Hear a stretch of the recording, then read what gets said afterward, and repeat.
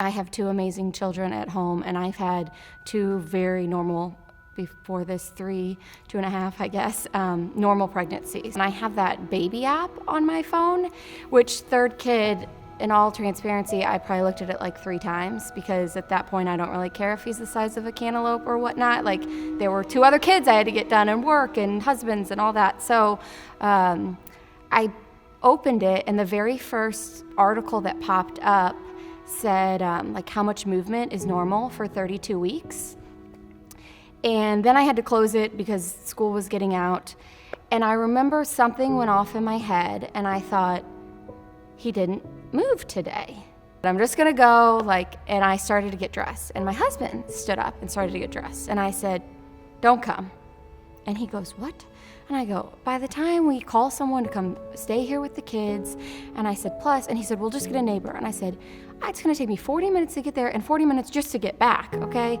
Plus how long I'll wait. I said, we're not making a neighbor sit here for that long. And I said, I know I'm overreacting. He's gonna start moving as soon as I get in the car. And I got there, and I filled out the paperwork, and I didn't have to wait very long. And a nurse from labor and delivery came and got me, and she said, the house doctor, so not from my practice, will be back with the ultrasound soon. But she said, I'm just gonna get a Doppler on you really quick. I know you just need some reassurance. And I am apologizing to her. I'm saying, I'm so sorry. I know you have women in labor right now. I'm sorry you're dealing with this. I felt it necessary to say, I'm not an overreactor. I've never done this before. And I don't know why in that moment you feel like you have to, but she said, it's okay. She said, we're fine. She held my hand. She said, we're gonna get this Doppler on you. She put the Doppler on me. And this is the 3rd time we've done this. And so I'm no expert, but I know at 32 weeks that you put that Doppler on and you hear that heartbeat like that. And this is when things start to become very surreal, and it's like an out-of-body experience. I've never experienced something like this. Because as she's putting the Doppler on me and looking and can't hear anything, my head is saying, well, that's not good. But I'm not putting it together that it's not good. I'm thinking well, that's not working, or the battery's out, or he's hiding. You're thinking anything, but his heart is not beating. And I called my husband, and he answered, and I said, he's not here. I said, there's no heartbeat. And then I said, how are we gonna tell Beckett? Because in that moment, you're a mom, and you're not just a mom to Ben, but I was a mom to Beckett. And she was 7, and she's old enough to understand. And she wanted this baby so badly. She had told everyone way before she was supposed to. She told the teachers and neighbors and all of that.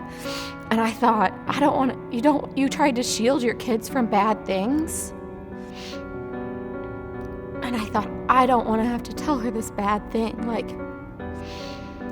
And so he said, I'm coming, I'll be there. I said, don't pack anything, just get here. We're not doing anything tonight. I cannot.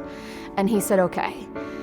So my doctor got there, and she just walked in and had her arms open and hugged me. And that was the first time, outside of talking about Beckett, that I just cried. And the realness of, here is my doctor who was supposed to be here for the 3rd most wonderful day is here. And so even though I knew I was about to have to repeat all these questions in front of Destin, that's when the reality of I'm gonna have to deliver this dead baby. What an awful experience, but also the pain was so intense, the physical pain. And I just remember saying, I don't know if this hurts more because it's my 3rd, or because you're usually just distracted. Pain is such a mental thing. I think we all know that. And normally, after 2 C-sections, you're holding this baby, you're breastfeeding, you're doing skin to skin, you're doing all these things that are distracting you from wow, this really hurts.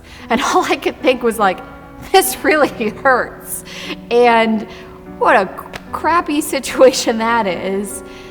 That yeah, I was just mad at that point. Yeah. And they had told us that immediately on Wednesday. It's this terrible time, but they have to, and it's their job. They have to start telling you all these things. So they're telling us you're gonna need to name them. They're telling us you need to think about if you want an autopsy. They're telling us You're gonna have to think about if you want him buried or cremated. All of these things you should never have to. But they have to tell you it because they need to prepare you for those decisions. But they said you're gonna get to hold him. You could have pictures if you want, all of these things. And so we got back in there and they let it be our time. They said we can bring him back here as soon as you want or if you need time. That time we held him twice. There were two kind of interactions. That time was still surreal. One, because I wasn't prepared for what he was going to look like. I had only held two big, live, healthy, robust, chubby-cheeked babies, and he didn't look like that. Later that night, after the kids left, we asked for him to come back. That was the point where we said our goodbyes. And they had said we could keep him for, the multiple days we were going to be there, because since it wasn't a vaginal birth, I didn't get to go home the next day. I got to have a nice 4-day stay at this luxury accommodations. And I said to Dustin, I need to say goodbye tonight. And so I held him. And I sing a song to my kids at night. So I sang that song to him. And I said the prayer that we say with my kids at night. I said it to him. And, I told him I was sorry I couldn't protect him. Because as a mom, isn't that just what you want to do for your kids?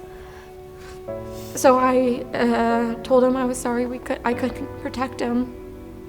And I promised him that we would never forget him. And I just held him for a really long time. And my husband didn't want to hold him. And the thing that has been wonderful about Dustin and I through this is neither of us have pressured each other to grieve differently. In that moment, it's not what he needed, and I respected that. But it's what I needed, and he respected that. He sat there by me and he held my hand and he cried with me. And then he took some pictures for me of me holding him.